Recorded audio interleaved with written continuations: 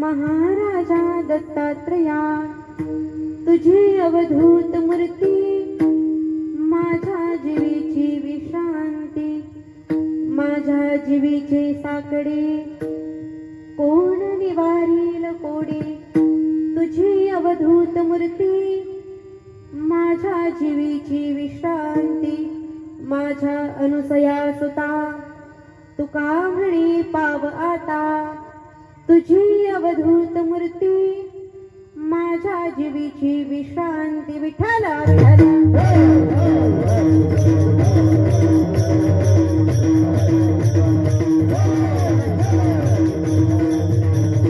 नमन माझे गुरुराया महाराजा दत्तात्रया, तुझी अवधूत मूर्ती माझ्या जीवीची विश्रांती. समचरण सरोजं सावणीलांबुदाभं जघननीत पाणिं मण्डनं मण्डनाना. तरुण तुळसीमाला कंधरं कञ्जनेत्रं सदधवलहासं विठ्ठलं चिन्तयामि. महायोगपीठे तटे भीमरत्यां परं पुण्डरीकाय दातु मुनीन्द्रे. समागत तिष्ठन्तमानन्दकन्दं परब्रह्मलिङ्गं भजे पाण्डुरङ्गं. पाण्डुरङ्गा करो प्रथमा नमः.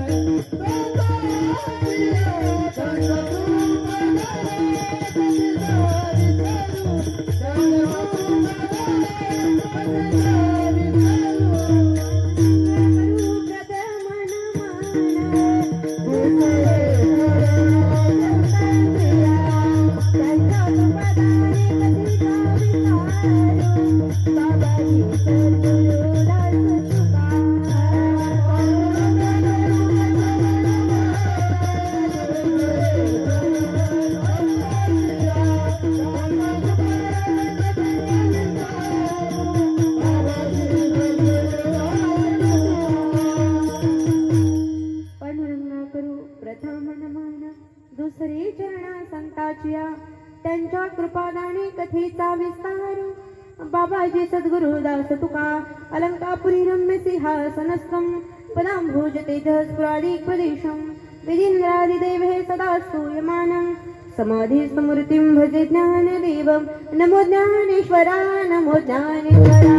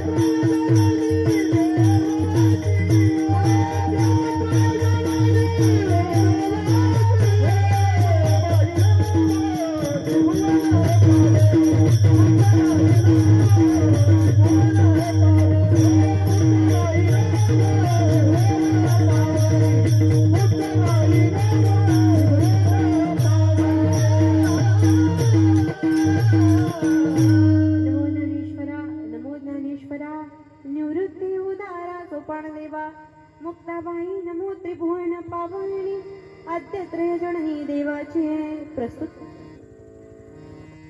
प्राप्त प्रसंगी प्राप्त समयी कीर्तनरूपी सेवेकरता निवडलेला अभंग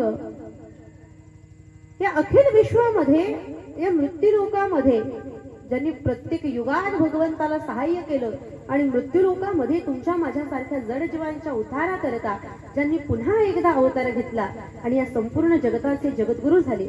नवे नवे ज्यांच्या बाबतीत विचार केला तर त्यांची भक्ती इतकी कळशाला पोचलेली होती की भक्तीच्या इमारतीचे ते प्रत्यक्ष कळश झाले आणि भक्तीच्या इमारतीमध्ये कळशस्थानी विराजमान झाले आणि तुका झालाचे कळश या नावानं ज्यांची ख्याती झाली असे असणारे जगद्गुरु जगतमान्य संत तुकोबराय यांचा उत्कृष्ट असा 4 चरणाचा आणि दत्तात्रयांना नमन करणारा अभंग आज या ठिकाणी सेवेकरता निवडला आहे. विठाला विठाला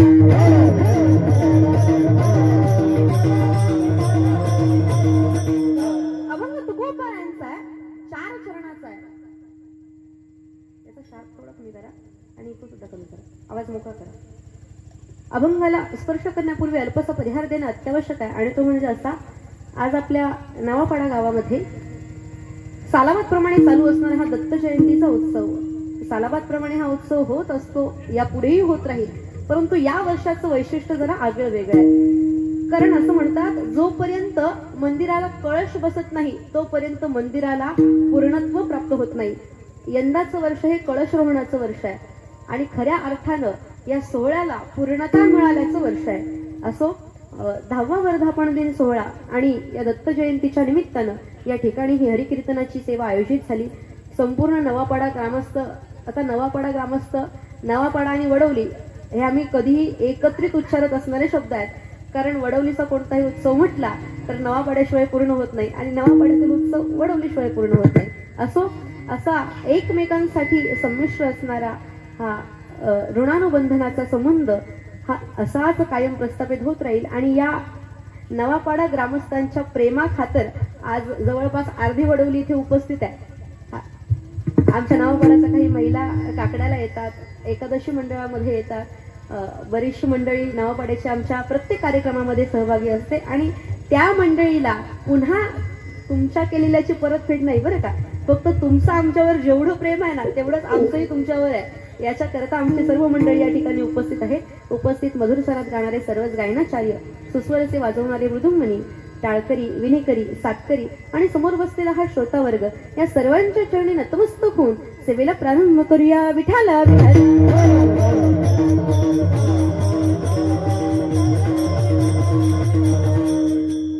तुकोबरायांचा आहे, 4 चरणाचा आहे आणि अभंगामध्ये जगद्गुरु तुकोबराय म्हणतात, नमन माझे गुरुराया.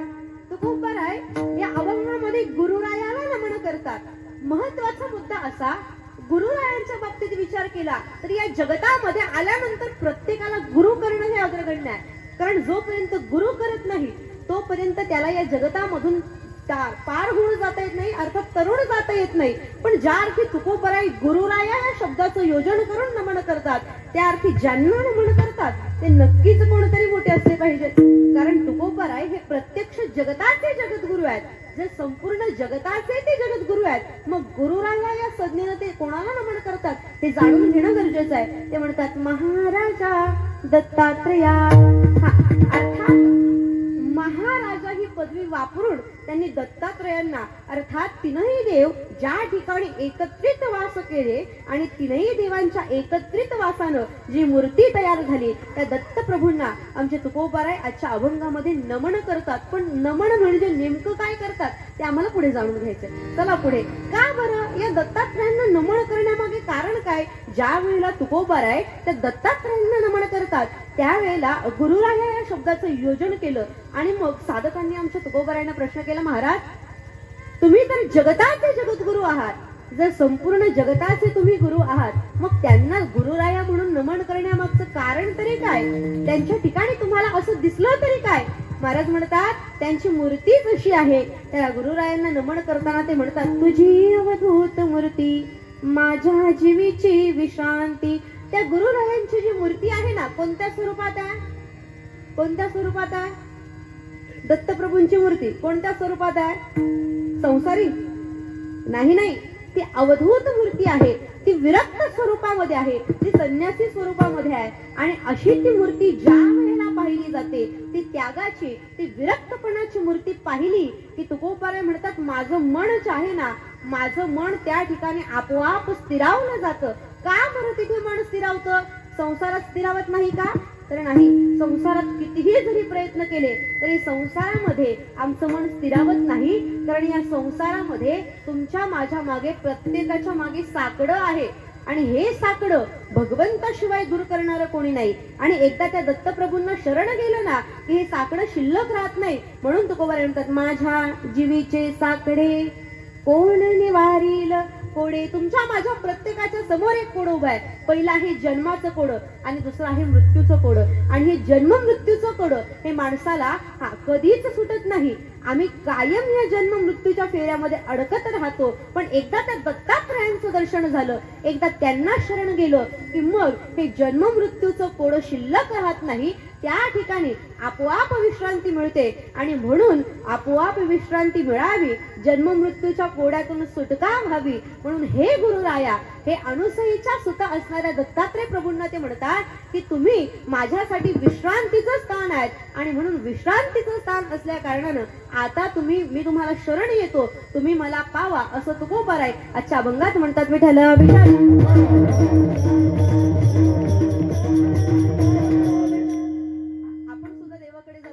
करतो, देवा मला पाव, असं म्हणतो ना. आपल्या भाषेत सांगायचं म्हणजे तुकोबारायांनी केलेला नवसाचा अभंग म्हटलं तरी हरकत नाही.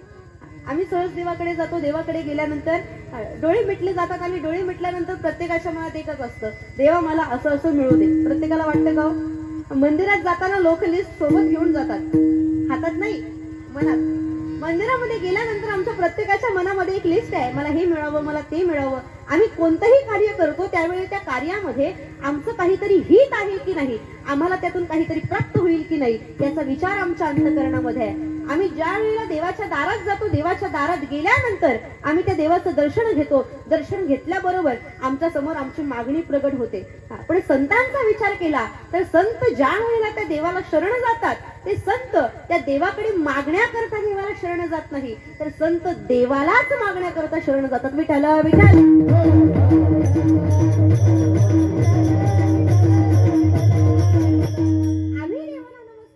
पण देवाला नमस्कार केला की आमच्या मनासमोर दुसऱ्याच क्षणाला आमची मागणी प्रगट होते. लक्षात ठेवा, देवाचं दर्शन त्याच वेळी पूर्ण होतं जेव्हा आम्ही तिथे कशा करता आलोय, काय मागणी घेऊन आलोय, या गोष्टीचंही भान राहत नाही. देवाकडे पाहिलं की एकटक पाहत राहावं असं वाटतं. आणि एकदा त्याला पाहिलं की जगात दुसरी दृश्य गोष्ट पाहण्याचं विसरून जातो, तेव्हा समजावं देवाचं दर्शन झालं.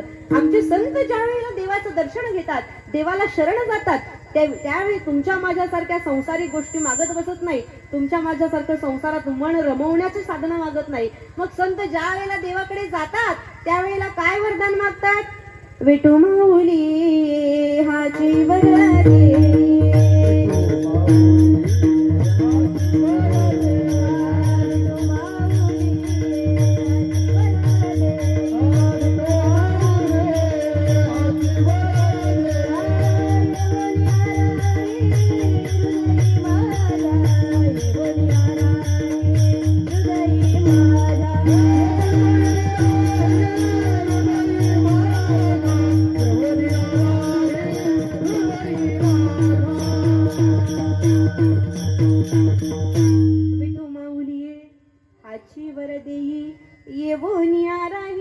हृदय माझा. आम्ही देवाकडे जातो, पण देवाकडे गेल्यानंतर आम्ही असं म्हणतो का, देवा तू कायम माझ्या हृदयात येऊन वास्तव्य कर. असं कोणी आजपर्यंत मागितलंय का हो देवाकडे? असं म्हणतात कीर्तनात, खरं बोलावं, खरं बोला. देवाकडे गेल्यानंतर देवा तू कायम माझ्या हृदयात, तसा तो हृदयातच आहे, त्याला सांगण्याची आवश्यकता नाही, पण देवा तू माझ्या हृदयात कायमचा वास कर, अशी मागणी घेऊन देवाकडे कोणी जातं? नाही का? मग आम्ही कसं जातो? आम्ही ज्या वेळेला देवाला नमस्कार करतो, देवाला नमन करतो, त्यावेळेला आमच्या मनात फक्त एकच मागणी असते, वाढावे संताना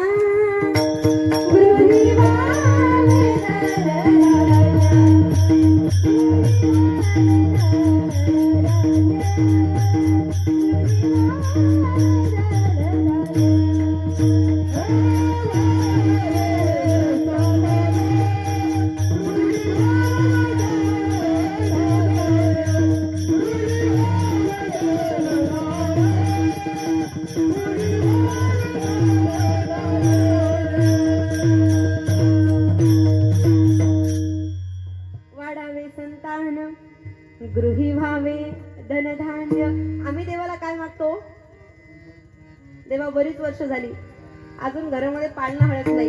आमच्या घरामध्ये पाळणा हलू द्या, वाढावे संतान, आमच्या घरची संतती वाढू दे, आणि दुसरी गोष्ट आमच्या घरची संपत्ती वाढू दे. पाऊस जर उशिरा पडला तर, पूर्वी आता मध्ये 4-5 वर्षापूर्वी असं झालं होतं, बराच वेळ झाला, जून महिना सरत गेला तरी पाऊस पडला नाही. लोकांनी यज्ञ केला होता. यज्ञ कशा करता हो? पाऊस पडावा याच्या करता. आमच्या महिला मंडळीचा एक वेगळा नवस असतो. पाऊस पडला तर आपल्याकडे तेलाच्या भाकरी त्यांना देण्याची पद्धती आहे. आमच्या महिलांकडे जरा वेगळ्या पद्धती असतात.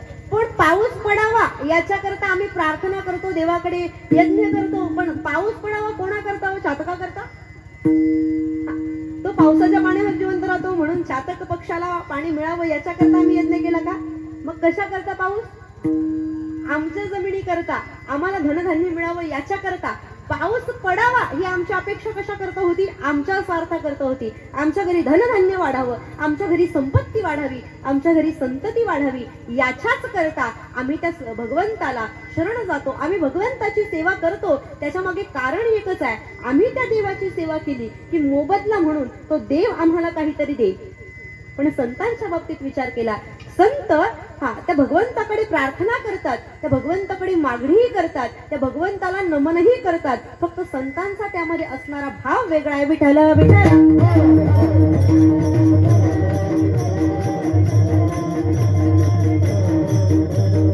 ज्या अर्थी तुकोबाराय आजच्या अभंगामध्ये त्या दत्तात्रयांनी त्यांना पावावं याच्या करता ते दत्तात्रयांना नमन करतात. त्या अर्थी तुकोबारायांच्या अंतःकरणात असा कोणता भाव आहे हो की ज्या भावामुळे तुकोबाराय त्यांच्या ठिकाणी नमन करतात. पण तुकोबारायांनी अभंगामध्ये जो पहिला शब्द वापरला ना, नमन, तो फार महत्वाचा आहे. तुकोबाराय ज्यांना नमन करतात त्यांना गुरुराया शब्दानं संबोधलं, आणि जे नमन करतात ते जगद्गुरु आहेत.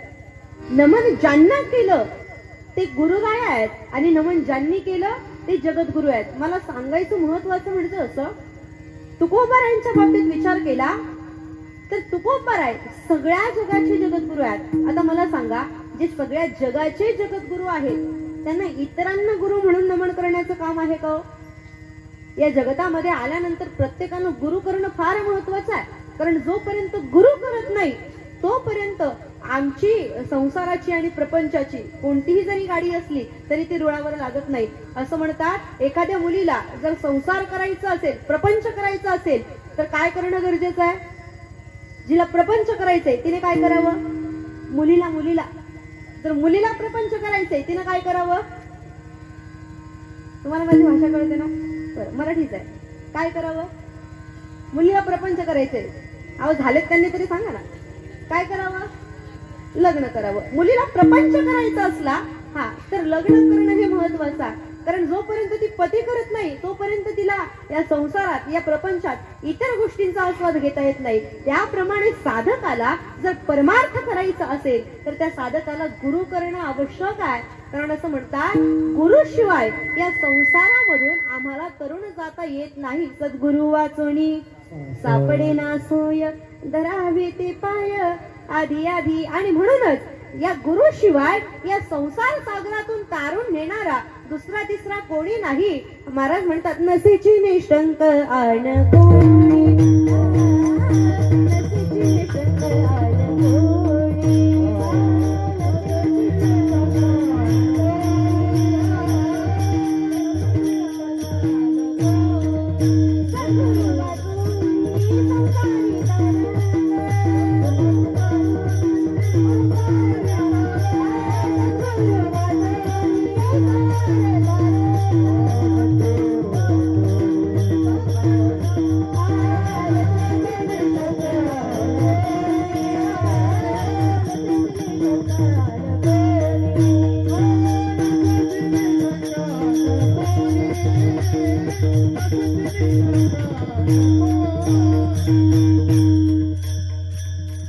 सद्गुरु वाचोनी संसारी तारक, नसेची निष्ठंक आण कोणी. त्या सद्गुरु शिवाय या संसारामधून तारून नेणारा दुसरा तिसरा कोणी नाही. जर आम्हाला तरुण जायचं असेल तर गुरु करणं फार आवश्यक आहे. पण गुरु करावा, मग कोणाला गुरु करावं हा पहिला प्रश्न आहे. आम्हाला सद्गुरूला शरण जायचंय, गुरु करायचंय, मग कोणाला गुरु करावं? एखाद्याच्या गळ्यात माळ दिसली, चला आता याच्या हातून माळ घालावी. कोणालाही गुरु करावा का हो? आता मला सांगा, लक्ष्मी पूजनाच्या दिवशी पूजनासाठी झाडू घेतात का तुमच्याकडे?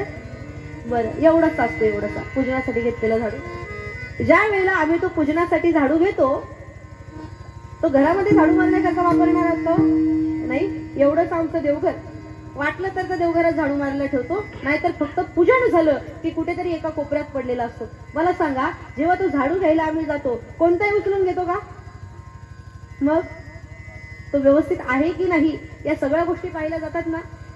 एका दिवसासाठी फक्त काही मिनिटांना करता पूजेला लागणारा झाडू जर आम्ही एवढा पारखून घेतो, तर सद्गुरू अर्थात ज्याच्या ताब्यात आम्हाला आमचं आयुष्य द्यायचंय त्याला पारखून घेणं गरजेचं नाही का हो? महाराज म्हणतात, सद्गुरु तोची जाण जो अपरोक्ष सांगे ज्ञान देहत्रय निरसुना परमपद ठेवी.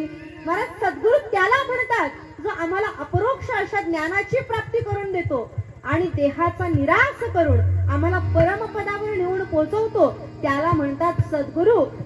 याला म्हणावं सद्गुरू. त्या गुरुमध्ये सुद्धा प्रकार आहेत. काही श्रीगुरु आहेत, काही सद्गुरू आहेत आणि काही गुरु आहेत. मग गुरु कोणाला म्हणावं? तर महाराज त्याची सुद्धा शास्त्रामध्ये व्याख्या सांगितली. तस्मात् गुरु प्रपद्येत जिज्ञासु श्रेय उत्तमं शाब्दे परीच निष्णांत ब्रह्मणोपशमाश्रय. महाराज म्हणतात, गुरु त्याला म्हणावं जो शब्दामध्ये निष्णांत आहे, शाब्दे निष्णांत, परे निष्णांत, जो शब्दात निष्णांत आहे, जो उच्चारामध्ये, जो वाणीमध्ये, जो वाचेमध्ये निष्णांत आहे, त्याला गुरु म्हणावं. त्याच्या तोंडून जर नको ते शब्द येत असतील तर त्याला गुरु म्हणता येत नाही बरं का. एखाद्याला गुरु म्हणण्याकरता त्याची वाणी सुद्धा तितकी पवित्र असावी लागते, तो शब्दाने तितका पवित्र असावा लागतो, तरच त्याला गुरुपदाला पोहोचता येतं, अन्यथा गुरु होता येत नाही. पण कोणीही जरी असला तरी त्याला या संसार सागरामध्ये तरुण जाण्याकरता गुरु करणं आवश्यक आहे. तुम्ही म्हणाल आम्ही कोणालाही गुरु करू आणि नाही केलं तर काय होणार आहे? नाही केलं तर काय होणार आहे? मला सांगा, एखाद्याला पोहता येतं, त्यानं ठरवलं, बाकी सगळे नावेत बसले, प्रत्येकानं पैसे घालवले, पण मला पोहता येतं, नावेत बसून त्या तीरावर जाण्याची आवश्यकता नाही, म्हणून त्यानं पोहायला सुरुवात केली. म्हणे पैसे न घालवता मी पोहून त्या बाजूला जाईल. लक्षपूर्वक ऐका म्हणजे कळेल. काही मंडळी या तीरावरून त्या तीरावर जाण्याकरता नावेत बसली, त्यांच्यामध्येच एक होता, तो म्हणाला मला नावेत बसून पैसे घालवण्याची म्हणे आवश्यकता नाही का, मला पोहता येतं, मी या बाजून पोहून त्या बाजूला जाऊ शकतो आणि त्या तीरावर पोहोचू शकतो, त्याच्याकरता पैसे घालवण्याची आवश्यकता नाही. पण कसं होतं, या सामान्य नदीतून या तीरावरून त्या तीराला जाणं सोपं असतं, पण ज्या भवसागरामध्ये आम्ही प्रवास करतो ना, त्या भवसागरामधून पहिल्या तीराला जाणं फार अवघड आहे. कारण हे पहिलं तीर जे आहे ना, ते किती लांब आहे याची आम्हाला गणती नाही. महाराज म्हणतात, संसार सिंधू हा दुस्तर नुलंघवे उलंघिता पार बहुत वाहविले दूर न लगेची तीर पैल तडी. मग जर आम्हाला पहिलं तीराला जाता येत नाही, मग काय करावं? आम्ही नावेत बसून जावं. आता मला सांगा, या बाजून त्या बाजूला जाण्याकरता आमच्याजवळ नाव आहे, आमच्याजवळ या तीरावरून त्या तीरावर जाण्याकरता नाव आहे, अर्थात आमच्याकडे परमार्थ करण्याकरता साधन आहे. साधन आम्हाला माहिती आहे, नाव त्या बाजूला वाहून नेते हेही माहिती आहे, परमार्थ केला तर आम्ही या संसार सागरातून तरुण जातो हेही माहिती आहे, म्हणून आम्ही नावेत बसलो, परमार्थाला सुरुवात केली. पण मला सांगा, जर ती नाव तारून नेणारा नावाडी नसेल तर उपयोग आहे का? मी सांगत नाही, नावतारी हे साचार माझी बैसले थोर थोर परी तारके विण परंपरा समर्थन ऋण पवती. एक जण फार हुशार होता, फार हुशार म्हणजे अगदी MBA केला, त्याच्यानंतर मास्टर केलं, डिग्री केली, एवढ्यावर भागलं नाही. त्यानं 7-8 विषयांमध्ये मास्टर केलं, त्याच्यावर भागलं नाही, लॉ सुद्धा केला, त्याच्यावर भागलं नाही, इंजिनिअरिंग पण केली. अशा इतक्या पदव्या घेतल्या, वयाची 40व्या वर्षापर्यंत गेला तरी फक्त पदव्याच घेत होता. बऱ्याचशा जणांचं असंच होतं ना, पदव्या घ्याव्यात, फक्त त्या पदव्या उपयोगी याव्या, म्हणजे झालं. पदव्या घेता घेता त्यांचा उपयोग कधी कधी बाजूला राहून जातो. त्याने इतक्या पदव्या घेतल्या, वयाच्या 40 पर्यंत गेला तरी पदव्या काही संपत नव्हत्या. बऱ्याच पदव्या घेतल्या आणि बऱ्याच पदव्या घेतलेला माणूस एकदा सहजच नदीवरून या बाजून त्या बाजूला जाण्याकरता त्या जहाजामध्ये बसला. जहाजात बसल्यानंतर जहाजामध्ये फक्त 2 जण होते. एका बाजूला तो नावाडी, अर्थात तो जहाज चालून नेणारा, आणि दुसऱ्या बाजूला तो पदव्या घेणारा व्यक्ती. जहाजामध्ये बसले, दोघांची चर्चा सुरू झाली. त्या सुशिक्षित व्यक्तीनं त्या नावाड्याला विचारलं, म्हणे तुझं शिक्षण किती झालंय? एखादा 10वी शिकलेला असला आणि त्याला अंगठेबहादूर मिळाला ना की तो त्याची खेचायला सुरुवात करतो. कसं आहे, आपल्यापेक्षा कनिष्ठ आम्हाला दिसला की आम्ही आमची वाहवा करायची सुरुवात करतो ना. त्यानं सुरुवात केली, म्हणे तुझं शिक्षण किती झालंय? त्यानं सांगितलं, नाही आमची परिस्थिती फार गरीब आहे, मी कधी शाळेतच गेलो नाही, माझं सगळं आयुष्य या नावेतच गेलं. त्यानं त्याला व्याख्यान द्यायला सुरुवात केली, म्हणे तुमच्यासारखी लोक या जगामध्ये येतात, त्यांचं जीवन व्यर्थ आहे. तुम्ही येऊन या ठिकाणी आल्यानंतर शिक्षण घेतलं नाही, म्हणे माणसासारखा ज्ञानी व्यक्ती, माणसासारखा ज्ञानी या जगतामध्ये कोणी नाही. ज्ञान प्राप्ती करता म्हणे आपल्याला मनुष्याचा जन्म मिळाला, आणि तुम्ही जर कोणत्याच प्रकारचं शिक्षण घेतलं नाही, याचा अर्थ तुमचं जीवन व्यर्थ आहे. त्या नावाड्यानं सगळ्या गोष्टी ऐकून घेतल्या. त्यानं सांगितलं, माफ करा, पण नाव सोडली, हे नाव चालवणं सोडलं तर पलीकडचं मला काहीच येत नाही. बऱ्याच गोष्टी त्यानं ऐकून दाखवल्या. त्या नावाड्यानं सगळ्या गोष्टी सहन केल्या. थोड्या वेळानं नाव मध्यभागी आली. बरं, जवळपास त्या नदीचं पात्र सुद्धा इतकं अफाट होतं की मध्यभागी जर एखादा व्यक्ती अडकला तर त्याला दुसऱ्या तीरावर जाणं अवघड होतं. नाव मध्यभागी आली आणि अचानक समोरून समुद्रामध्ये वादळ उठल्याची लक्षणं त्या नावाड्याला दिसायला लागली. त्या नावाड्यानं विचारलं, म्हणे साहेब, नावेत बसल्यापासून तुम्ही तुमची स्तुती मला ऐकवताय, नावेत बसल्यापासून तुम्ही किती सामर्थ्यवान आहात हे मला सांगताय, मला एका प्रश्नाचं उत्तर द्या, म्हणे तुम्हाला पोहता येतं का? त्या नावाड्यानं फक्त एकच गोष्ट विचारली, म्हणे तुम्हाला पोहता येतं का? त्यानं सांगितलं, मी सगळ्या पदव्या घेतल्या, मला सगळं जमतं, फक्त मला पोहता येत नाही.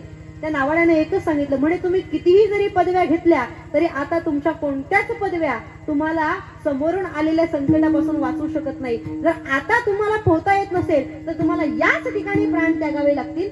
समोर त्यानं सांगितल्याप्रमाणे प्रसंग घडला. नावाडी तरुण गेला आणि इतर पदव्या घेणारा व्यक्ती बुडून गेला. दृष्टांत संपला. दृष्टांतातून सिद्धांत फक्त एक आहे, आम्हाला जर या बाजून त्या बाजूला तरुण जायचं असेल, आम्ही कितीही साधनांचा अंगीकार केला तरी ती साधनं उपयोगाची नाही. आमच्याजवळ कितीही ज्ञान असलं तरी ते ज्ञान आम्हाला भवसागरातून तारून नेऊ शकत नाही. जर भवसागरातून तारून जायचं असेल तर आम्हाला नावाड्याची आवश्यकता आहे. त्याप्रमाणे जर आम्हाला संसार सागरातून तरुण जायचं असेल ना तर आम्हाला गुरुरायाची, त्या सद्गुरूची आवश्यकता आहे. चला पुढे आमचे नाथ बाबा आणखी दृष्टांत देतात. पर्जन्य भूमी मार्दवा आली, बीज कणिग असे भरली, परिज्ञातीन पेरणी नाही केली, तव पिकाची बोली पोचट. नाथ बाबा म्हणतात, पाऊस पडला लवकरच, तो पाऊस पडला आणि जमीन पिकासाठी तयार झाली, शेतीची मशागत करून झाली, उखडण झाली, सगळं झालं. पण मला सांगा, पेरणाऱ्यानं पेरणीच केली नाही आणि लोकांचं धान्य उगवल्यानंतर तो जर स्वतःच्या शेतात पाहायला गेला, माझं धान्य उगवलंय की नाही, त्याला ते धान्य मिळेल का? अहो, पाऊस पडून जमीन पिकासाठी तयार आहे, पण पेरणाऱ्यानं पेरणी केली नाही तर त्या ठिकाणी पीक उगवणार नाही. आम्हाला मनुष्य जन्म मिळाला, आम्ही परमार्थाच्या योग्यतेचे झालो, पण जर आम्ही सद्गुरु रूपी गुरु केला नाही, सद्गुरु रूपी गुरुनं जर आमच्या अंतःकरणामध्ये जर ती ज्ञानाची पेरणी केली नाही तर आम्हाला आत्मोद्धाराचं बीज त्या ठिकाणी कधीच प्रगट होणार नाही. याच्याकरता प्रत्येकाला गुरु करणं आवश्यक आहे. पण ज्या वेळेला तुकोबारायांनी जगाचं परिशीलन केलं, तुकोबारायांपर्यंत परंपरा आली, तुकोबारायांनी जगाचं परिशीलन केलं, त्यावेळेला गुरु करावा अशा योग्यतेचा व्यक्ती तुकोबारायांच्या समोर नाही. तसं पाहिलं तर आमचे संत प्रत्येकाला गुरुस्थानी समजतात, प्रत्येकामध्ये परमात्मा पाहतात. पण जर सगळ्या जगाचे आमचे तुकोबाराय जगद्गुरु झाले, मग आता तुकोबारायांनी गुरु कोणाला करावं? म्हणून प्रत्यक्ष परमात्मा आपणची देव होय गुरु आमच्या तुकोबारायांचा गुरु झाला. आणि परमात्म्याच्या नंतर जर आमच्या तुकोबारायांनी कोणाला गुरुराया म्हणून संबोधलं तर ते आजच्या अभंगात संबोधलं आणि त्या गुरुरायांना तुकोबाराय आजच्या अभंगात नमन करतात. अभंगाच्या प्रथम चरण. नमन माझे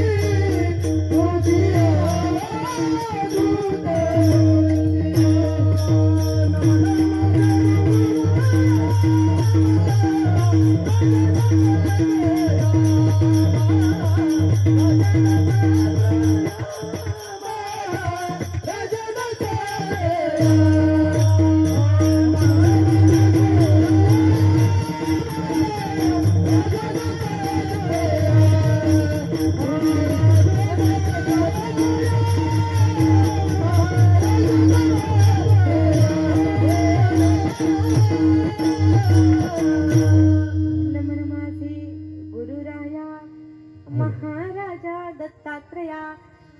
त्या दत्तात्रयांना गुरुराया म्हणून ते नमन करत आहेत. पण सुरुवातीला सांगितल्याप्रमाणे नमन म्हणजे ते नेमकं काय करतात तो मला सांगा. नमन या शब्दाचा अर्थ काय? या अभंगामध्ये तुकोबाराय दत्तात्रयांना नमन करतात हे मान्य आहे, पण नमन करतात म्हणजे नेमकं काय करतात? नमन म्हणजे आम्ही सहज म्हणतो, एखाद्यानं नमस्कार केला तर आम्ही त्याला नमन संबोधतो, बरोबर? अर्थात आमच्या दृष्टीनं नमन म्हणजे काय आहे? नमन म्हणजे काय आहे? म्हणजे दत्तात्रयांना नमस्कार करतात एवढाच अर्थ अभिप्रेत आहे? नाही नाही. मग नमन म्हणजे नेमकं काय? तर नमन शब्दाची व्याख्या महाराज एका अभंगात म्हणतात, नमन ते नम्रता न देखे गुण दोष.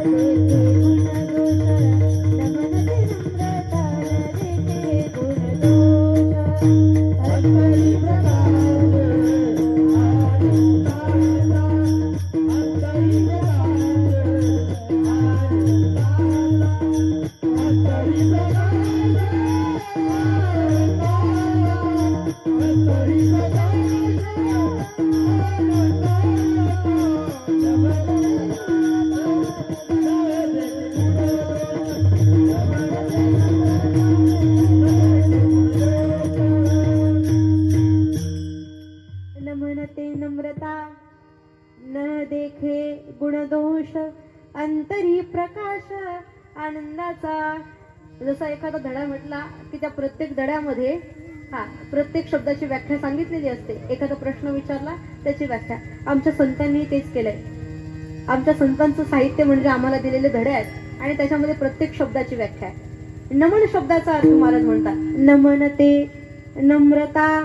नमन म्हणजे नम्रता आहे, अर्थात नम्र झाला भूता एवढंच सध्या. नमन म्हणजे काय? नमन म्हणजे नम्रता, अर्थात नम्रता अंगी असणं याला काय म्हणतात? नमन म्हणतात. अर्थात तुकोबाराय दत्तात्रय प्रभूंच्या समोर नम्र भावनेनं उभे आहेत.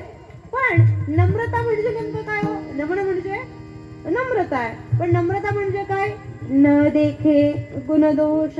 तर नमन ते नम्रता, पण नम्रता म्हणजे काय? काय तर तुकोबाराय पुढे म्हणतात न देखे गुणदोष अंतरी प्रकाश आनंदाचा कोणत्याही प्रकारे गुणदोष न पाहता अंतकरणात आनंदपूर्वक हा प्रत्येक आलेल्या समोर व्यक्तीला परमात्मा समान पाहणं याला म्हणतात नम्रता. आणि म्हणून महाराज म्हणतात नम्र झाला भूता तेने कोंडिले अनंता. पण कसं बरं नम्रता अंगी आली नमन अंगी आलं की कोणाच्या असणारे गुणदोष आम्हाला समोर दिसत नाही. म्हणजे नेमकं काय होतं आमचे संत सांगतात हे समजते श्री वासुदेव ऐसा प्रीती रसाचा ओतला भाव म्हणून बघता माझी राहो ज्ञानी यातोची. पण त्यामध्ये असणारा हे समस्त ही श्री वासुदेव ही भूमिका जी आहे ना या भूमिकेला म्हणतात नमन. या भूमिकेला म्हणतात नम्रता. अर्थात समोर असणाऱ्या प्रत्येक व्यक्तीच्या ठिकाणी गुणदोष विरहित स्थिती निर्माण होणं याला नमन असं म्हणतात. सोपं करून सांगू आमच्या संतांच्या ठिकाणी किती नमन आहे आमच्या संतांच्या ठिकाणी किती नम्रता आहे. आमच्या नाथबाबांनी ज्या वेळेला गंगोत्रीला गेले त्यावेळेला गंगोत्रीवरून आणलेलं पाणी नाथबाबांनी गाढवाला पाजलं. काय समजून पाजलं काय समजून पाजलं गाढव म्हणून गंगोत्रीवरून आणलेलं पाणी नाथबाबांनी गाढवाला पाजलं. पण समोर काय दिसलं नाथबाबा म्हणतात या गाढवात सुद्धा माझा रामेश्वर आहे. समोर असणाऱ्या गाढवात रामेश्वर पाहिला आणि रामेश्वर समजून आमच्या नाथबाबांनी गंगोत्रीवरून आणलेलं पाणी गाढवाला पाजलं. कोणत्याही प्रकारे इतर गोष्टीचा विचार न करता प्रत्येकाच्या ठिकाणी समदृष्टी ठेवून पाहणं याला म्हणावं नम्रता. आमच्या सगळ्या संतांनी तेच केलं. आमचे नामदेव महाराज ज्या वेळेला पंढरपुरामध्ये ती रोटी हातामध्ये घेऊन बसलेले आहेत जवळ तूप रोटी आहे समोरून कुत्रा आलं परमात्मा आला त्या रूपामध्ये. समोर आलेल्या कुत्र्यानं ज्या वेळेला हातामध्ये असणारी ती रोटी पळवली आमचे नामदेव महाराज त्याच्या मागे धावतायत. कशा करता त्याच्या तोंडातली हिसकण्याकरता. अहो त्यानं कामाची वस्तू हिसकून पळाला तरी संत त्याला आपल्या जवळचं देण्याकरता पळतात. आपल्या बाजूने एखादा नुसता गेला ना तरी लोक त्याच्या मागे धावत सुटतात. कशा करता त्याला काही खायला घालण्याकरता नाही त्याला काहीतरी त्रास देण्याकरता. आमचे नामदेव महाराज ज्या वेळेला हा नुसती कोरडी रोटी घेऊन पळाला ना आमचे नामदेव महाराज मागे तुपाची वाटी घेऊन जातात. म्हणजे देवा अरे कोरडी रोटी कशी खाशील त्याच्यासोबत थोडस तूप घे ना. आमच्या संतांनी इतकी समदृष्टी जवळ ठेवली की त्या समदृष्टीनं त्यांच्या ठिकाणी कोणत्याही प्रकारे द्वैतभाव शिल्लक राहिलं नाही. अर्थात नमन करतात म्हणजे काय करतात नम्रता अंगी बाळगणं. नम्रता अंगी आली की काय होतं न देखे गुणदोष. अर्थात कोणत्याही प्रकारे गुणदोष समोर दिसत नाही. जर गुणदोषच नाहीसे झाले मग काय होतं हे समजते श्री वासुदेव. अर्थात प्रत्येक ठिकाणी या चराचरात परमात्मा व्यापलेला आहे ही भूमिका निर्माण होते. आणि ही भूमिका एकदा निर्माण झाली की त्या भूमिकेला नमन असं म्हणतात. अर्थात नमन म्हणजे नम्रता हे आम्हाला कळलं. पण मग नमन म्हणजे जर नम्रता आहे मग या नमनाला आणखी कोणत्या शब्दानं आम्हाला व्यापता येईल का या नमनाला आणखी कोणत्या शब्दानं सिद्ध करता येईल का. आमच्या ज्ञान ब्रह्मी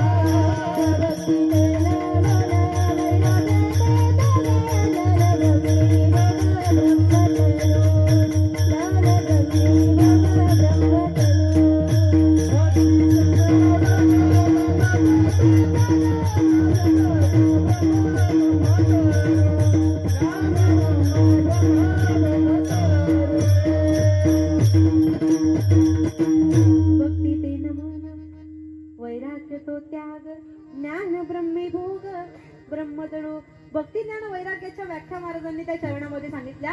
त्यामध्ये असणारी आपल्याकरता महत्वाची एक व्याख्या नमन. कशाला म्हणतात नमन भक्ती ते नमन ज्या अर्थी तुकोबाराय त्या महाराजा असणाऱ्या दत्तात्रयांना नमन करतात. या अर्थी तुकोबाराय काय करतात? तुकोबाराय स्वतःची असणारी भक्ती त्या दत्तात्रयांप्रती अर्पण करतात. अर्थात महाराजा असणारे जे दत्तात्रय प्रभू आहेत, महाराजा ही पदवी गुरु संबंधाने त्यांना दिली. ते सर्व गुरूंमध्ये महाराजाच्या स्थानी विराजमान आहेत.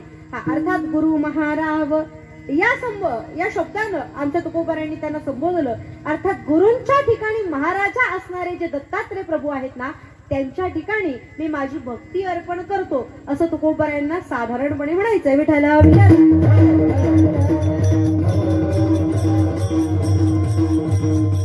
भक्ती ज्यांच्या प्रती अर्पण करायचंय त्यांचं नाव आहे महाराजा दत्तात्रया. त्या दत्तात्रयांच्या ठिकाणी ते भक्ती अर्पण करतात. मग हे दत्तात्रय प्रभू म्हणजे नेमका आहेत तरी कोण?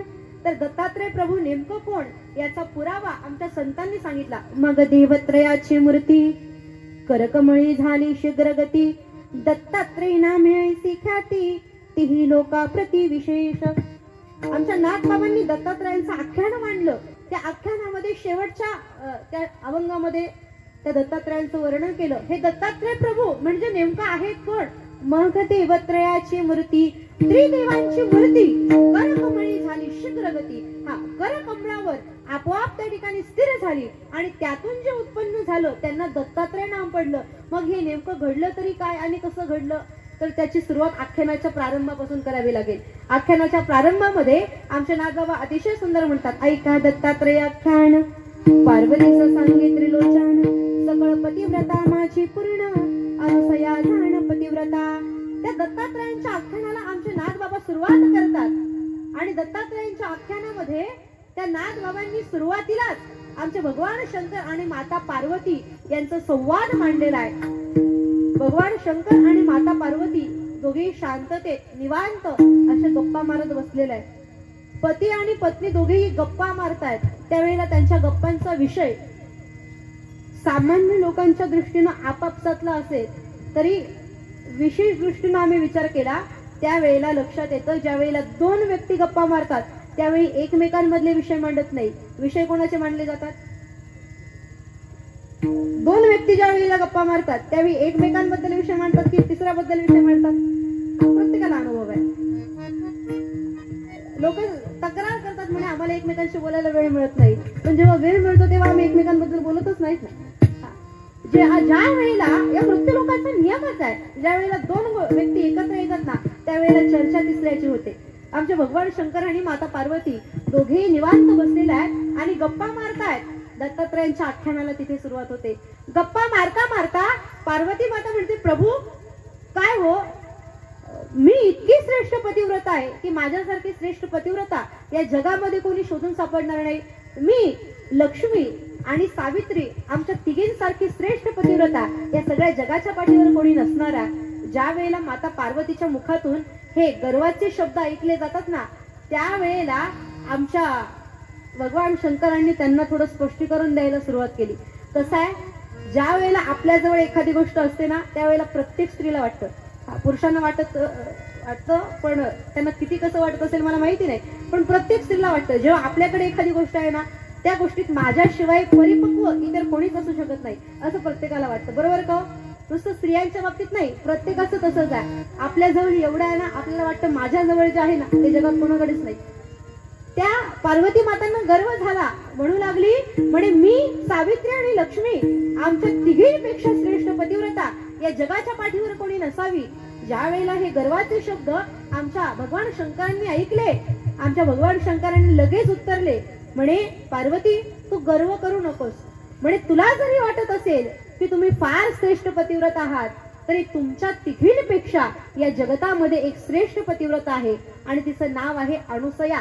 ज्या वेळेला आपल्या पतीच्या मुखातून अनुसयीची स्तुती ऐकली त्यावेळेला मात्र आमच्या पार्वती मातांना राग आला. कोणती स्त्री आहे हो ज्या वेळेला आपला पती दुसऱ्या स्त्रीची स्तुती करतो त्यावेळेला तिला फार आनंद होतो? कीर्तनात बसलेली एखादी आपल्या नवऱ्यानं दुसऱ्या स्त्रीची स्तुती केली तर फार आनंद होतो, अशी एखादी स्त्री नाही ना. आमच्या पार्वती मातांना सुद्धा राग आला. राग आल्यानंतर रागाच्या भरात त्या तेथून उठून गेल्या. म्हणे तुम्ही जरी तिला श्रेष्ठ पतिव्रता म्हणत असला ना तरी मी मान्य करत नाही, कारण आमच्या इतकी श्रेष्ठ पतिव्रता या जगामध्ये कोणीच नाही. राग आला, तिथून उठून गेली. आणि उठून गेल्यानंतर तितक्यात त्या ठिकाणी नारद मुनी आले आणि नारद मुनींना तिनं प्रश्न केला. म्हणे नारदजी कधी आलात? नारदांनी सांगितलं आत्ताच आलो. ज्या वेळेला नारदांचं आगमन झालं आमच्या मातेनं त्यांचं षोडशोपचारी पूजन केलं. कसं असतं, ज्या वेळेला संत घराला येतात ना त्यावेळेला सामान्य व्यक्ती दुर्लक्ष करतात आणि महात्मे किंवा अधिकारी व्यक्ती जे आहेत ना संतांचं स्वागत करतात. लोक देवपूजेला विशेष महत्व देत असले तरी देवपूजा ही संतांच्या आगमनापेक्षा श्रेष्ठ नाही. ज्या वेळेला संत घरी येतील ना त्यावेळेला आमच्या जवळ देव जरी असला तरी त्या देवाचं महात्म्य हे कमी आहे, पण संतांचं महात्म्य जास्त आहे. आमची पार्वती माता नारदांजवळ गेली. भगवान शंकर तिथे असताना आमची पार्वती माता त्यांच्या जवळ न राहता नारदजींच्या जवळ आलेली आहे. देव जरी आपल्या बाजूला असला ना तरी तो देव संतांपेक्षा मोठा नाही. नारदजी आले आणि नारदजींची आमच्या पार्वती मातेंनी पूजा केली आणि प्रश्न विचारला. म्हणे नारदजी बरं झालं तुम्ही आलात. माझ्या मनामध्ये एक शंका होती आणि त्या शंकेचं निरसन तुमच्याशिवाय इतर कोणीच करू शकत नाही आणि म्हणून तुम्ही आलात हे खऱ्या अर्थानं बरं झालं. नारदजींनी सांगितलं ठीक आहे माते, काय शंका होती जरा विचारून तर घ्या. त्या मातेनं सांगितलं आत्ताच प्रभूंची आणि माझी चर्चा झाली आणि प्रभू सांगतायत की अनुसया नावाची कोणीतरी स्त्री आहे आणि ती स्त्री या सगळ्या जगामध्ये सर्वात श्रेष्ठ पतिव्रता आहे. हे खरं आहे का? आमच्या नारदजीने सांगितलं हो हेच खरं आहे. ती म्हणाली ती इतकी श्रेष्ठ पतिव्रता आहे की आमच्यापेक्षाही तिचं श्रेष्ठत्व महान आहे. नारदजींनी सांगितलं हो अहो तिचं श्रेष्ठत्व म्हणे इतकं महान आहे. तुम्हा तिघींचे पुतळे करुणी बांधिले असे वामचरणी असंख्य सामरते त्रिभुवनी समतुल्य कोणी असेना. आमच्या नारदजींनी त्यांना स्पष्ट करून सांगितलं. म्हणे अगं माते तुमच्या तिघींचे पुतळे करून तिने तिच्या डाव्या पायाला बांधलेले आहेत. मला सांगा डावा पाय महत्वाचा की उजवा? चालण्याकरता दोन्ही महत्वाचे आहेत, पण मला सांगा डावा आणि उजवा असं याच्याकरता म्हटलं प्रमुख बाजू कोणती आणि गौण बाजू कोणती? आम्ही प्रमुख बाजू कोणती मानतो? कोणती? म्हणून जर एखाद्याला विशेष महत्व सांगायचं असलं की काय म्हणतो साहेबांचा का तो जास्त महत्वाचा आहे म्हणून. डावा कमी महत्वाचा आहे असं मी म्हणत नाही, पण उजवा हा शब्द प्रमुख या शब्दाने वापरला जातो, प्रमुख या अर्थाने वापरला जातो आणि डावा हा शब्द गौण या अर्थाने वापरला जातो. उजवा प्रमुख आणि डावा गौण. मग मला सांगा उजवा पाय प्रमुख आहे आणि डावा पाय गौण आहे. आणि नारदजींनी काय सांगितलं? बांधिले असे वामचरणी म्हणे तुमच्या तिघींचे पुतळे करून तिने तिच्या डाव्या पायाला अर्थात पायामध्ये सुद्धा जो गौण आहे ना त्या डाव्या पायाला म्हणे तुमच्या तिघींचे पुतळे करून बांधले. तिच्यासारखं सामर्थ्य या जगतामध्ये कोणीच नाही, कोणीही सामर्थ्यवान नाही. ज्या वेळेला नारदजींच्या मुखातून हे वाक्य ऐकलं ना आता मात्र त्यात राग आला आमच्या पार्वती मातेला. म्हणे जर असं असेल तर कोणती तरी अशी गोष्ट असेल ना की ज्या गोष्टीनं आम्ही त्या अनुसयेचं पातिव्रत्य भंग करू शकतो. मग नारदांनी उपाय सांगितला. म्हणे महादेवजींना पाठवा आणि त्यांच्या जवळून त्या अनुसया मातेकडून नग्न अवस्थेमध्ये भोजन मागायला सांगा. आमच्या पार्वती मातांनी ती अट मान्य केली. नारदजी तिथून निघाले आणि लक्ष्मी लोकात गेले. लक्ष्मी लोकात गेल्यानंतर लक्ष्मी माता त्या ठिकाणी वास करत होत्या, त्या ठिकाणी बसलेल्या होत्या. नारदांना पाहून नारदांचं पूजन केलं आणि येण्याचं प्रयोजन विचारलं. त्यावेळेला नारदांनी सांगितलं आत्ताच म्हणे मी कैलासावरून आलेलो आहे, माता पार्वतींना भेटून आलो. तिथे असा असा वृत्तांत घडला. ज्या वेळेला आपल्यापेक्षा श्रेष्ठ पतिव्रता ही अनुसया आहे हे नारदांच्या मुखातले वाक्य ऐकले आमच्या लक्ष्मी मातेला सुद्धा राग आला. म्हणे काय उपाय करावा लागेल? म्हणे जो पार्वती मातांना सांगितलं तोच उपाय करावा लागेल. तुम्ही भगवान विष्णूंना पाठवा आणि भगवान विष्णूंना पाठवल्यानंतर त्या अनुसयेकडून नग्न अवस्थेत भोजन मागायला सांगा. परपुरुषासमोर जर नग्न अवस्थेमध्ये आली ना तर आपोआप तिचं पातिव्रत्य भंग होईल. ज्या वेळेला आमच्या नारदांच्या मुखातून हे शब्द ऐकले आमच्या मातेने तो उपाय घेतला आणि नारद पुढच्या वाटेला रुजू झाले. आता कैलास झाला, लक्ष्मी लोकातून अर्थात वैकुंठातून निघणं झालं आणि आता आमचे नारदजी थेट आमच्या ब्रह्मदेवाच्या दरबारामध्ये आले. तिथे आल्यानंतर माता सावित्री त्या ठिकाणी होत्या आणि माता सावित्रींनी त्यांना पाहून त्यांचं पूजन केलं. नारदजींच्या सोबत त्यांची चर्चा सुरू झाली. चर्चा करता करता या ठिकाणी लक्ष्मी लोकामध्ये आणि कैलासामध्ये जो काही प्रसंग घडला ना तो आमच्या नारदजींनी त्या सावित्री मातेंना हुबेहूब ऐकवून दाखवला. आणि ज्या वेळेला आपल्यापेक्षा श्रेष्ठ पतिव्रता कोणीतरी दुसरी आहे ती गोष्ट त्यांच्या कानावर पडली, त्या सुद्धा क्रोधायमान झाल्या आणि तिघींना सुद्धा एकच उपाय नारदांनी सांगितला. म्हणे तुमच्या पतींना पाठवा आणि नग्न अवस्थेमध्ये भोजन मागायला सांगा. आणि ज्या वेळेला ही अवस्था आणि हे भोजन मागण्याचा वृत्तांत त्यांच्या कानावर आला, त्यावेळेला तीनही देवींनी आपल्या पतीकडे हट्ट धरला. आणि असं म्हणतात, स्त्री हट्ट जो आहे ना, तो शास्त्र आज्ञेप्रमाणे पुरवावाच लागतो. तुम्ही सहमत आहात का? शास्त्र आज्ञेप्रमाणे स्त्री हट्ट हा पुरवावाच लागतो. 3 प्रकारचे हट्ट सांगितले. पहिला आहे बाल हट्ट. हा पहिलं विशेष महत्व बाळाला आहे. हा पहिला बाळ हट्ट आहे, दुसरा स्त्री हट्ट आहे आणि तिसरा राजहट्ट आहे. बरोबर. बाळ हट्ट हे प्रत्येकाला पूर्ण करावे लागतात आणि म्हणून लहान बाळाला मारून झोडून का होईना त्याचे सगळे लाडकोड पुरवले जातात. बाळ हट्ट आहे, पुरवावा लागतो. स्त्री हट्ट, पतीने मागितलं मला पाहिजेच, काहीही करा पण ते द्यावंच लागतं, तो स्त्री हट्ट, तो पुरवावाच लागतो. विठाला विठाल.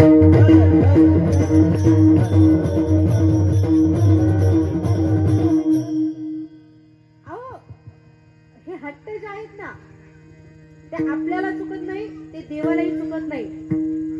आमच्या देवानं विचार केला, आता जर स्त्री हट्ट पुरवला नाही तर आपल्या देवपणाचा उपयोग होणार नाही.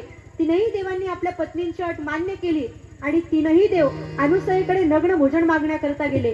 माध्यान्नाची वेळ होती आणि माध्यान्नाच्या वेळेला ते तीनही देव अत्रि ऋषींच्या आश्रमामध्ये आले आणि माध्यान्नाच्या वेळेला अत्रि ऋषींच्या आश्रमामध्ये ज्या वेळेला ते उतरले, अत्रि ऋषींच्या समोर आले, त्यावेळेला एक दृश्य प्रगट झालं. जगी सूर्य जैसे प्रकाशले,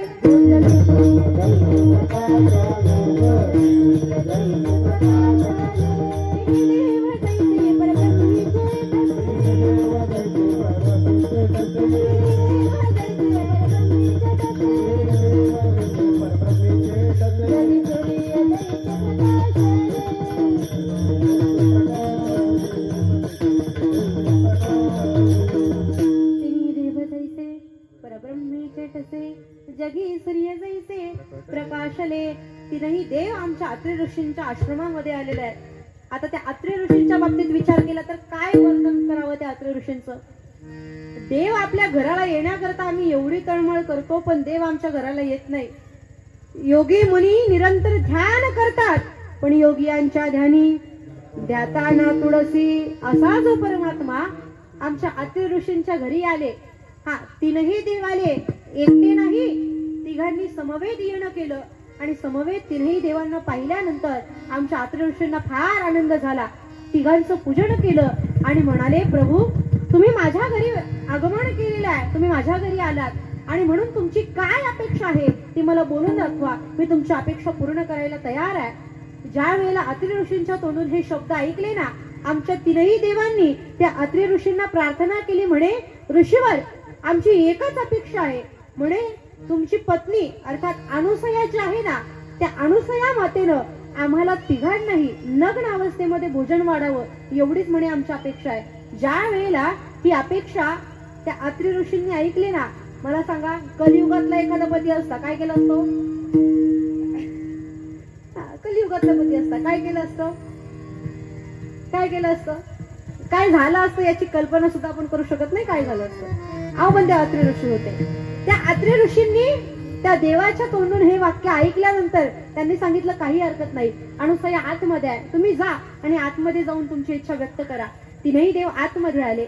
अनुसया मातेने स्नान केलं. तीनही देवांना सांगितलं तुम्ही याच ठिकाणी बसा, मी तुम्हाला स्वयंपाक तयार केला. तिने स्वयंपाकही बनवला आणि सुंदर स्नान करून अगदी सुंदर अशा वेशभूषेमध्ये ती तयार झाली. अतिशय पतिव्रता असल्या कारणानं सौभाग्याचे सगळे अलंकार आमच्या मातेनं धारण केले आणि त्या ठिकाणी आमच्या भगवंताच्या समोर येऊन उभी राहिलेली आहे. भगवंताच्या समोर आल्यानंतर तीनही देवांनी अनुसयेकडे पाहिलं. अतिशय सौभाग्यवती रूपवती असणारी ती अनुसया माता, तिनं कृपा दृष्टीनं फक्त देवांकडे पाहिलं आणि जाऊन तिघांच्या मस्तकावर हात ठेवला. मस्तकावर हात ठेवताच क्षणी त्या तीनही देवांची 3 लहान बालकं झाली. 6-6 महिन्याची बालकं त्या देवांची झाली आणि देवांची ती बालकं झाल्यानंतर त्या मातेनं त्या देवांची इच्छा पूर्ण करण्याचं ठरवलं. देवांनी काय मागितलं होतं? म्हणे नग्न अवस्थेमध्ये अनुसयेकडून भोजन पाहिजे. आता मला सांगा, 6 महिन्याच्या बालकाला जर आम्हाला भोजन करायचंय, भोजन खाऊ घालायचंय, काय घालाय? पुरणपोळी, जिलेबी, मग काय? आमच्या ज्ञानोबाराय म्हणतात, जे सायास स्तन्य सेवी ते पक्वान्य केवी जेवी, म्हणून बालका जैसी नेदावी धनुर्धरा. आमच्या ज्ञानोबरायांचं म्हणण्याच्या बालकाला आपल्या मातेचं दूध सुद्धा सायास करून प्यावं लागतं. त्याला जर जिलेबी खाऊ घातली तर ते खाईल का? त्याला पक्वान्न खाऊ घातले खाईल नाही. 6 महिन्याची लहान बालकं आहेत आणि 6 महिन्यांच्या बालकांचं अन्न म्हणजे आपल्या मातेचं दूध. त्या अनुसरीनं त्यांना 6 महिन्याची बालकं केली, अंगावर घेतलं आणि 3ही बाळांना स्तनपान केलं. बरं, असं एक दिवस केलं नाही, त्यांनी फक्त एक वेळ नग्न भोजन मागितलं होतं. आमच्या अनुसया मातेनं त्यांची ती इच्छा पूर्ण केली आणि पुढच्या 6 महिन्यांपर्यंत त्या बाळांना रोज पाळण्यात घालून भक्ती ज्ञान वैराग्याचं गायन करायची, रोज त्यांना स्तनपान करायची. असं करता करता 6 महिने उलटून गेले. इकडे मात्र 3ही देव्या जरा निराश झाल्या. म्हणे अनुसयीचं पातिव्रत्य भंग करण्याकरता यांना पाठवलं होतं, पण 6 महिने झाले अजून काही देव येईनात. तिघींना सुद्धा चिंता वाटू लागली. त्यांनी तात्काळ नारदांना बोलून घेतलं. नारदांना विचारलं, म्हणे तिकडे काय झालं, एकदा जाऊन पहा. त्या अनुसयीचं पातिव्रत्य भंग झालं की नाही, देव अजून काय येत नाही. ज्या वेळेला हे पाहिलं त्यावेळेला नारदजी थेट त्या अत्रि ऋषींच्या आश्रमात आले. पाहिलं तर आमची अनुसया माता 3 बालकांना स्तनपान करायची आणि त्यांना पाळण्यात घालून नित्य गायन करत बसायची. ज्या वेळेला हे दृश्य पाहिलं त्यांनी तात्काळ जाऊन देवीला निरोप दिला. म्हणे देवी, आता तुमचे पती परत मिळणं हे अशक्य आहे, कारण त्या अनुसयीनं तुमच्या पतींना 6 महिन्याच्या बालकांमध्ये रूपांतरित केलंय. आता तुम्ही तुमचे पती कसे मिळवाल हा प्रश्न तुमच्या समोर आहे. 3ही देवी अनुसया मातेच्या जवळ आल्या आणि अनुसया मातेच्या जवळ आल्यानंतर ज्या वेळेला ते दृश्य पाहिलं तिघी हैराण झाल्या आणि मग त्या अनुसयीला विनंती करू लागल्या. म्हणे अनुसये, आमचे पती आम्हाला परत दे. अनुसयीने सांगितलं, तुमचे पती तुमच्या डोळ्यासमोर आहे, तुम्ही ओळखाने घेऊन जा. अनुसयीने हात ठेवल्यानंतर 3ही बालांची रूप ही सारखीच झाली होती. ब्रह्मदेव, विष्णू आणि भगवान शंकर या तिघांमध्ये कोणत्याच प्रकारे भेद शिल्लक राहिला नव्हता. आणि ज्या वेळेला त्या देवींना हे सांगितलं, देवींनी विचार केला. म्हणे उचलावं तरी कोणाला, कारण दिसायला 3ही बालक उभे उभे एकासारखेच दिसत होते. नियम असा होता, एकदा एका बालकाला उचललं की पुन्हा दुसऱ्याला आपण हात लावू शकत नाही. त्यांनी विचार केला, म्हणे चुकून जर दुसरा देव उचलला, आपल्या पतीशिवाय इतर कोणाला हात लावलं तर आता आपलं पातिव्रत्य भंग होण्याची वेळ आहे. तिघींनी सुद्धा अनुसया मातेच्या समोर साष्टांग दंडवत घातलं आणि मग त्या अनुसया मातेनं कृपा दृष्टीनं 3 बालकांच्या मस्तकावरून हात फिरवला आणि हात फिरवताच क्षणी 3ही देव स्वस्वरूपाला आले. ज्या वेळेला 3ही देव स्वस्वरूपाला आले, तिघांच्या तोंडून वाक्य निघालं. म्हणे माते, 6 महिन्यापर्यंत तुझ्या मातृत्वाचा आम्ही उपभोग घेतला आणि तुझ्या ममतेच्या छायेखाली आम्ही 6 महिने काढले. आता ही ममता आणि या वात्सल्यापासून दूर जाण्याची इच्छा होत नाही. असं काहीतरी करा ना की ज्या रूपानं आम्ही तुम्हाला काहीतरी वरदानही देऊ आणि तुमच्या सोबतही राहता येईल. आमच्या अनुसया मातेनं एकच इच्छा व्यक्त केली. म्हणे देवा, जर तुम्हाला वरदान म्हणून मला काही द्यायचं असेल ना तर एकच गोष्ट करा, तुम्ही तिघाही देवांनी एकरूप स्थिती करून तिघांनी माझ्या घरी वास करा. आणि मग अनुसयेच्या आग्रहानं 3ही देव अनुसयेच्या चरणी लोटांगण घातलं. मग देवत्रयाची मूर्ती आणि मग 3ही देवांची एकत्रित मूर्ती त्या अनुसयेच्या चरण कमळावर आली. करकमळी झाली शीघ्रगती, दत्तात्रय नामे ऐसी ख्याती, तेही लोकाप्रती विशेष. आणि मग त्या 3ही देवांच्या एकत्रीकरणानं त्या दत्तात्रय प्रभूंचा अवतार झाला आणि अशा दत्तात्रयांना महाराज नमन करतात. पण का बरं त्या दत्तात्रयांच्याच ठिकाणी आपली भक्ती अर्पण करण्याचं कारण काय? कारण त्या दत्तात्रयांच्या ठिकाणी भक्ती अर्पण केली की त्यांना एक समाधान प्राप्त होतं. कोणतं समाधान? अभंगाच्या 2 चरणात, तुझी अवधूत मूर्ती, तुझी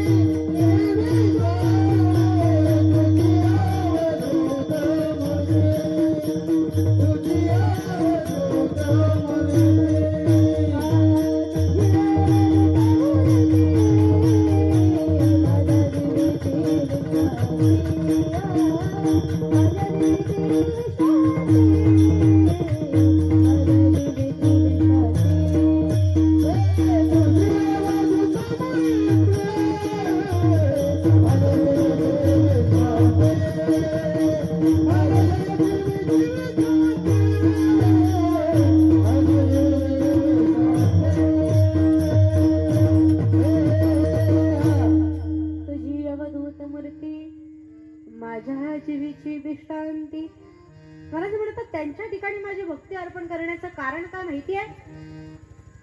प्रत्येकाकडे पाहिलं तर प्रत्येकाकडे आम्हाला काहीतरी वेगळेपणा दिसून येतो.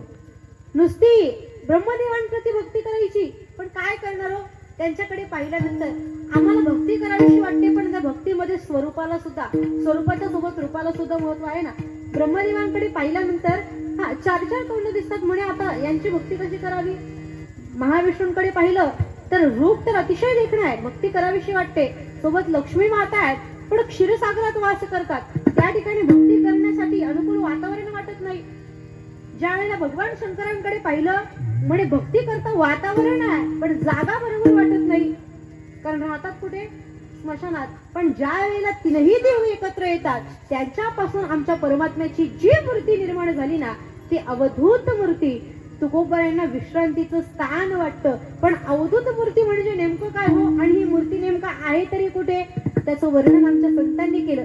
पैन मेरूचे शिखरी, पैन मेरूचे शिखरी, पैन मेरूचे शिखरी,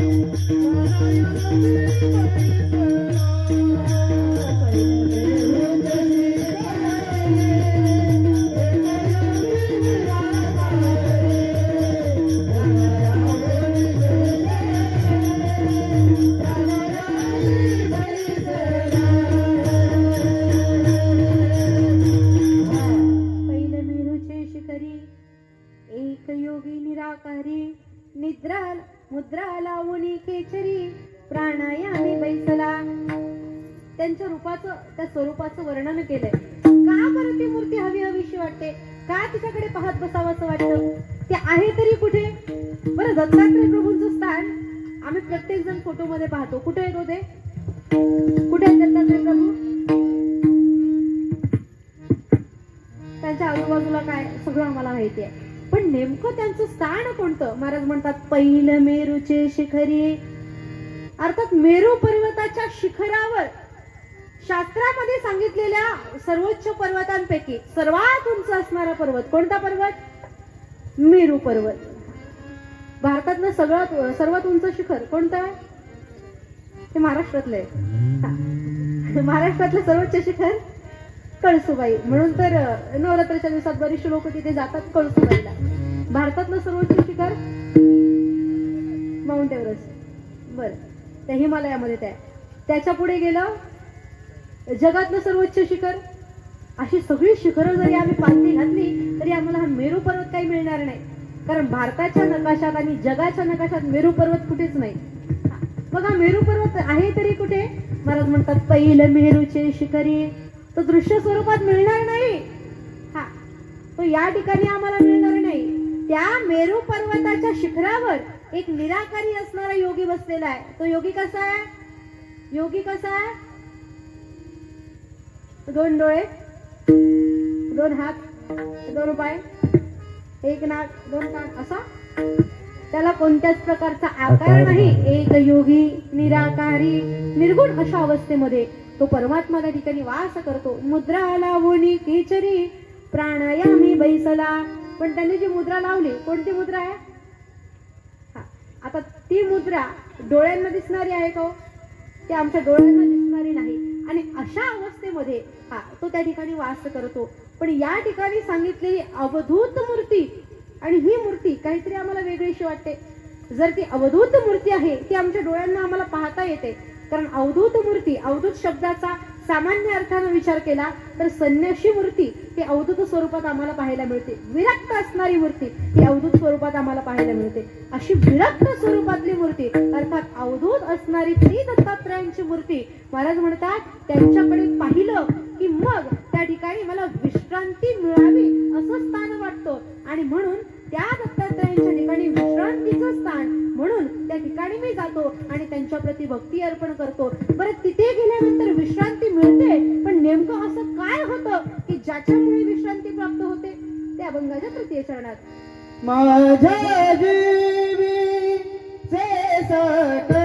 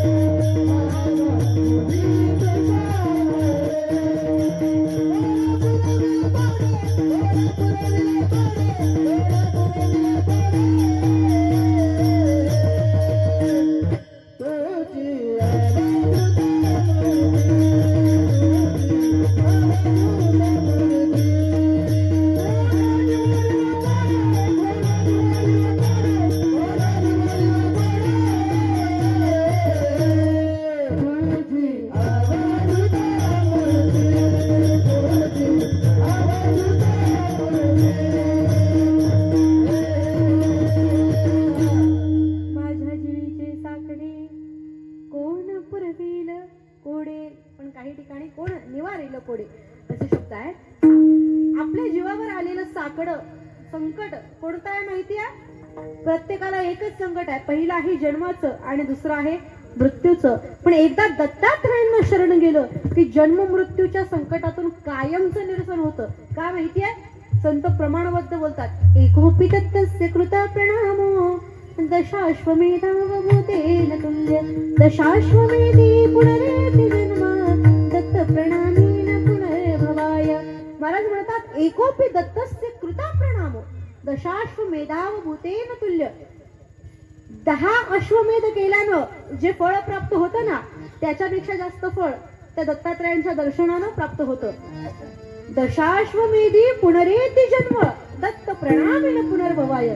एखाद्या वेळेस 10 अश्वमेध केलेल्याला सुद्धा पूर्णता मुक्ती मिळत नाही, त्याला परत या ठिकाणी यावं लागतं. पण एकदा ज्यानं दत्तात्रयांचं दर्शन घेतलं ना, हा दत्त प्रणामीन पुनर्भवाय, त्याला पुन्हा पुन्हा जन्माला येण्याची आवश्यकता लागत नाही. का बरं? दत्तात्रयांचं दर्शन घेतलं की मग समोर असणाऱ्या जन्म मृत्यूच्या संकटातून त्याची कायमची सुटका होते. आणि म्हणून महाराज म्हणतात माझ्या जीवीचे साकडे कोण निवारील कोडे विठाल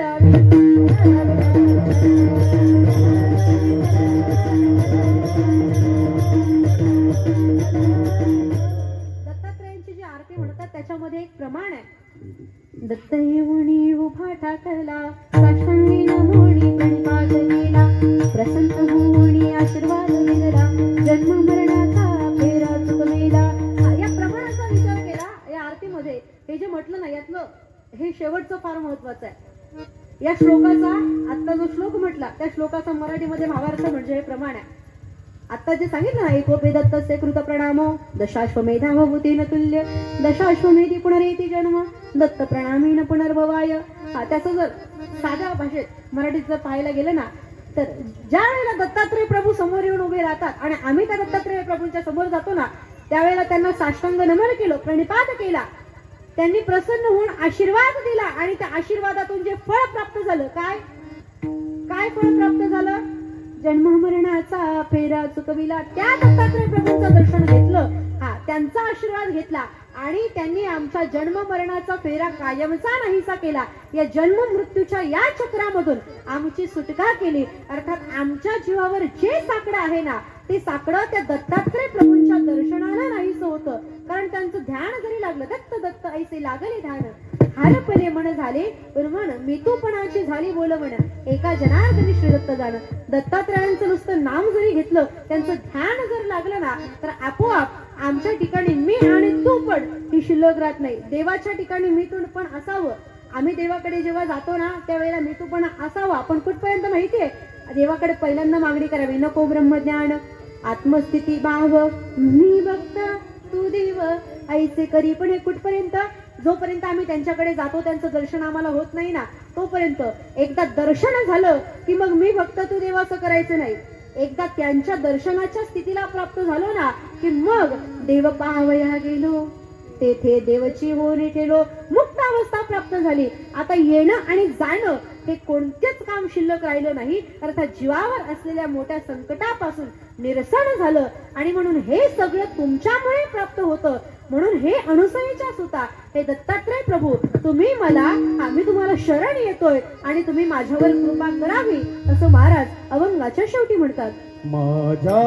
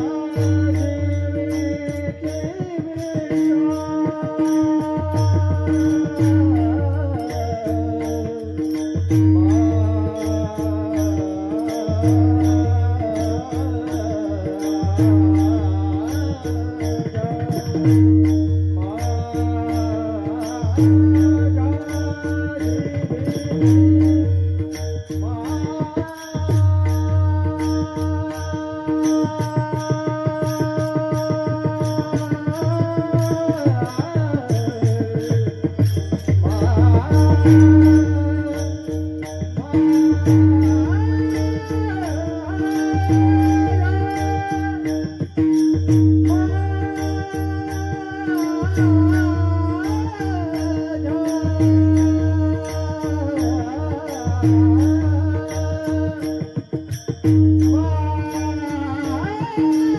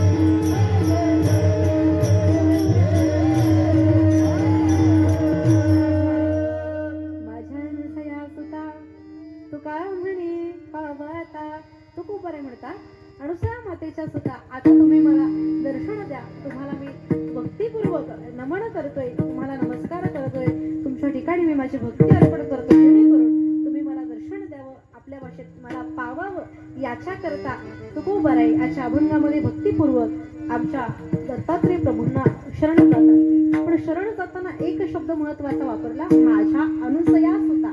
अनुसया मातेचं नाव मध्ये आणण्यामागे कारण आहे, कारण त्या अनुसया शब्दाचा विचार केला तर अनुसया शब्दाची फोड केल्यानंतर अर्थातच 11 वाजून गेले की व्याकरणाची वेळ राहत नाही.